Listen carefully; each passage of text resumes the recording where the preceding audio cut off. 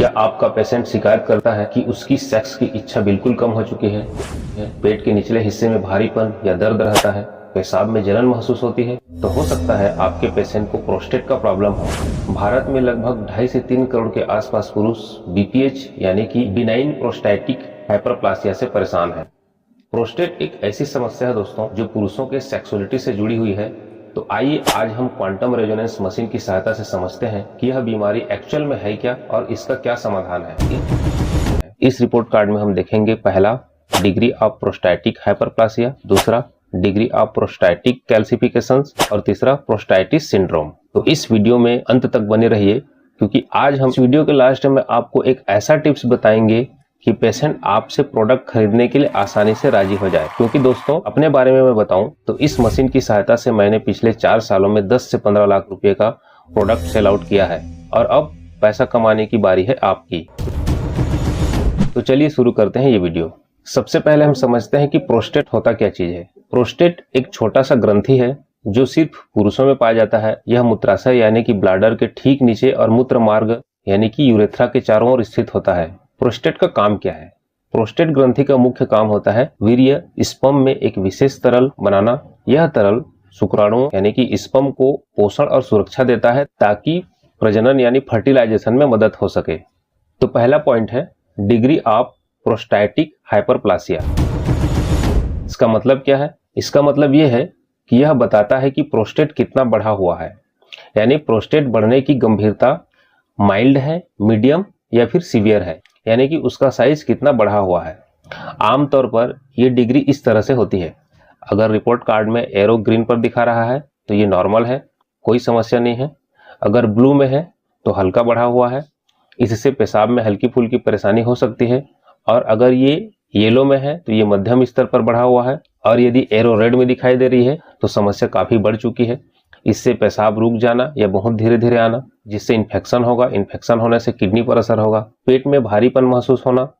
इस तरह की समस्या से आपका पेशेंट ग्रसित हो सकता है। और अगर ये लो दिखाई दे रहा है, ये लेफ्ट साइड दिखाई दे रहा है, तो प्रोस्टेट का आकार सामान्य से थोड़ा छोटा हो सकता है। इससे यौन क्षमता में कमी हो सकती है। हार्मोनल कमी होने पर यौन इच्छा कम हो सकती है, स्पर्म कम बन सकता है, प्रजनन क्षमता पर असर हो सकती है, शुक्राणुओं की गुणवत्ता पर असर पड़ सकता है। सेकेंड पॉइंट है प्रोस्टेटिक कैल्सिफिकेशन। क्या चीज होती है ये? प्रोस्टेटिक कैल्सिफिकेशन का मतलब है प्रोस्टेट ग्रंथि में कैल्शियम जमा हो जाना। रिपोर्ट कार्ड में अगर ये ज्यादा दिखाई दे रहा है तो पेशेंट को परेशानी क्या हो सकती है? पेशाब में रुकावट या जलन हो सकती है, कभी कभी सेक्स के टाइम दर्द या परेशानी हो सकती है। लास्ट पॉइंट है प्रोस्टेटाइटिस सिंड्रोम। प्रोस्टेटाइटिस सिंड्रोम का मतलब है प्रोस्टेट ग्रंथि में सूजन या फिर इन्फेक्शन। इससे पेशेंट को अचानक तेज बुखार, पेशाब में दर्द या फिर कमर में दर्द हो सकता है। प्रोस्टेटाइटिस सिंड्रोम होने के कारण क्या है? इसके कारण है बैक्टीरियल इन्फेक्शन। कभी कभी ज्यादा देर तक बाइक चलाना या फिर बैठे रहना भी कारण बन सकता है। घरेलू उपाय में कद्दू के बीज, टमाटर का सेवन करें। हल्दी वाली दूध सूजन कम करने में मदद करती है। दिन भर खूब पानी पिएं ताकि इन्फेक्शन बाहर निकल सके।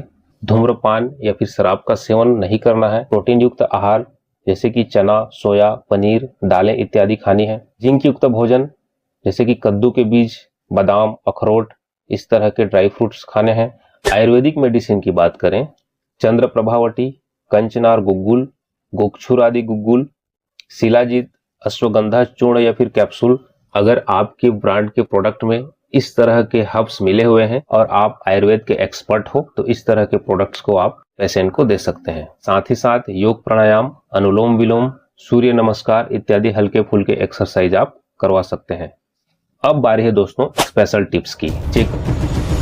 चेकअप के दौरान या फिर चेकअप के बाद पेशेंट को अपना भरोसा दिलाने के लिए उन्हें कॉन्फिडेंस के साथ कहें कि आपके पेशाब में जलन या दर्द होना, बार बार पेशाब आना, संबंध बनाते समय कोई दर्द या कमजोरी महसूस होना, पेशाब में खून आना, इनमें से कोई ना कोई लक्षण आपको महसूस होता होगा क्योंकि ये सिम्टम हम अपने मशीन में चेक कर पा रहे हैं। पेशेंट अपनी समस्या अपने मुंह से बताने से पहले अगर आप उसकी समस्या चेकअप के बाद अपने मुंह से बता देते हैं तो सामने वाले को लगता है कि इसने मेरे परेशानी को समझ लिया है। अगर समझ लिया है तो इलाज भी सही से करेगा और इस तरह आपसे वो प्रोडक्ट आसानी से ले लेगा।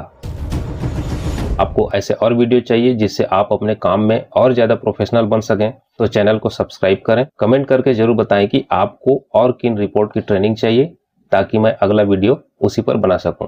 मिलते हैं अगले वीडियो में, तब तक पेशेंट्स की मदद करते रहिए और अपने ज्ञान को बढ़ाते रहिए। धन्यवाद।